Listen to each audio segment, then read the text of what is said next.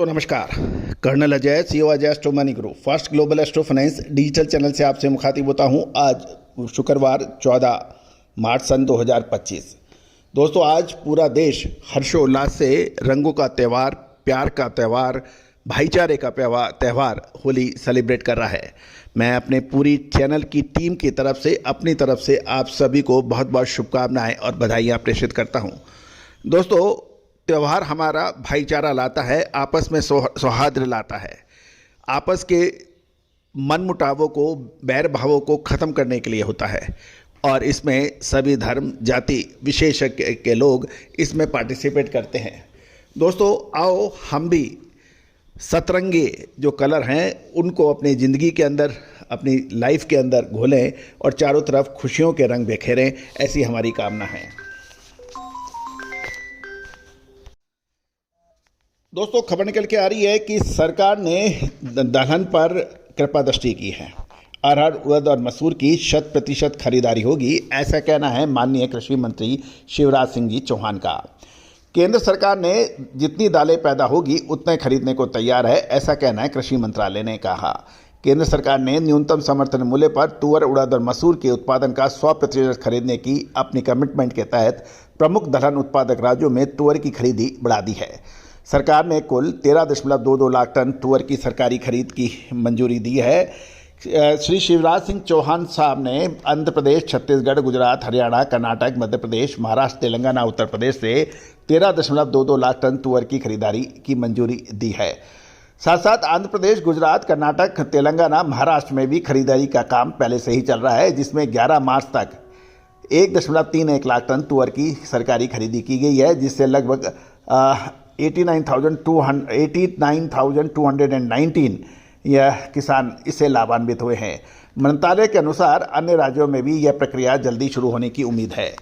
लेकिन दोस्तों किसानों का ये कहना है और कुछ संगठनों का ये कहना है कि जिस चीज़ की पैदावार कम है, बाहर से आयात होता है, उसका तो सरकार खरीद रही है, लेकिन क्या होगा सरसों की खरीदी के ऊपर, क्या होगा जो सोयाबीन की खरीदारी सरकार को करनी थी। दोस्तों किसी सोयाबीन के दाम अभी भी एमएसपी से काफ़ी नीचे हैं और सरकार से अभी भी किसान उम्मीद लगा के बैठे हैं।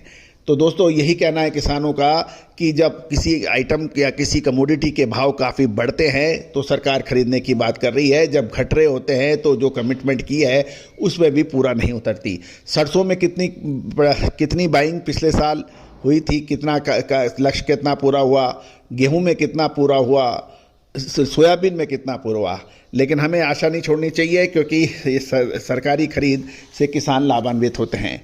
ये कदम अन्नदाता आय संरक्षण अभियान पीएम आशा योजना के तहत 2025-26 तक बढ़ाने के सरकार के फैसले से अनुरूप किया गया है, जिससे किसानों से सीधी खरीदारी सुनिश्चित हो सकेगी। गौरतलब है कि दलहन यानी दालों के ऊपर भारत आयात पर निर्भर है और इस कदम से आयात पर निर्भरता कम होगी, ऐसा कहना है सरकार का। 2024-25 के लिए राज्यों के उत्पादन का 100% खरीदने की अनुमति के अलावा केंद्र ने 4 वर्षों 2028 से 29 तक इस उपाय को जारी रखने की भी घोषणा की है। लेकिन इस कदम का समर्थन अवश्य करना चाहिए, इससे किसानों को फायदा हो सकता है।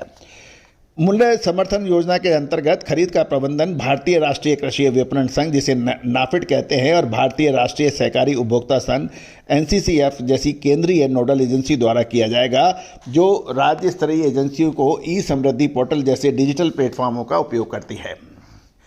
गौरतलब है कि बड़े पैमाने पर खरीदने की प्रतिबद्धता यानी कमिटमेंट से स्थानीय व ग्लोबल दाल बाजार पर असर पड़ सकता है। और ये भी ध्यान देने वाली बात यह है कि यदि सुनिश्चित मूल्यों पर, समर्थन मूल्य पर सरकार किसानों से दलहन खरीदती है तो इससे खेती के क्षेत्र को बढ़ाने को प्रोत्साहन मिलेगा। हाल में ही सरकार ने मसूर के उत्पादन में आत्मनिर्भरता की दिशा में एक महत्वपूर्ण कदम उठाते हुए मसूर के आयात पर 10% शुल्क लगाया है। ये कदम ऐसे समय उठाया गया जब घरेलू उत्पादन में वृद्धि देखी जा रही है।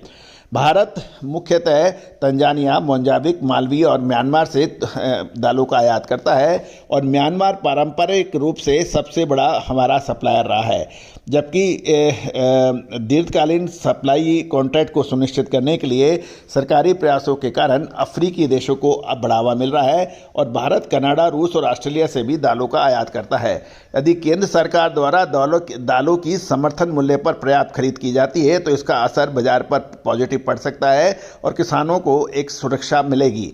फिलहाल तुअर की खरीदी धीमी गति से चल रही है और चने की खरीदी अभी तक ज़्यादा नहीं हुई है। दोस्तों, ये सभी जानकारियाँ आपको अजय एस्ट्रो मनी गुरु के जरिए प्रोवाइड की जा रही है। All the very best, good luck, happy trading.